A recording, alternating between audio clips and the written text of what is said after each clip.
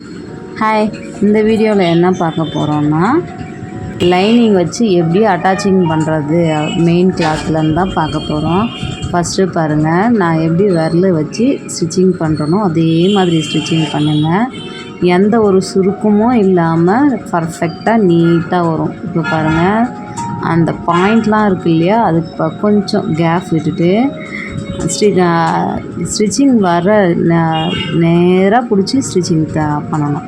பாருங்கள் எப்படி ஸ்டிச்சிங் பண்ணி நான் விரல் எப்படி வைக்கிறேன், எப்படி ஹேண்டிலிங் பண்ணுறேன் அப்படின்ட்டு இந்த மாதிரியே வந்து ஸ்டிச்சிங் பண்ணிங்கன்னா எந்த ஒரு சுருக்கமும் இல்லாமல் பர்ஃபெக்டாக நீங்கள் ஸ்டிச்சிங் வந்து ஈஸியாக வந்து லைனிங்கில் அட்டாச்சிங் பண்ணிடலாம், சுற்றி கட் பண்ணிடலாம். இந்த எக்ஸஸான மெயின் கிளாத்தெல்லாம் வந்துட்டு லைனிங் தான் நம்மளுக்கு பர்ஃபெக்டான ஃபிட்டிங் அளவு, அது வந்து நம்ம அப்படியே வச்சுக்கலாம். மீதியெல்லாம் நம்ம கட் பண்ணி எடுத்துடலாம்.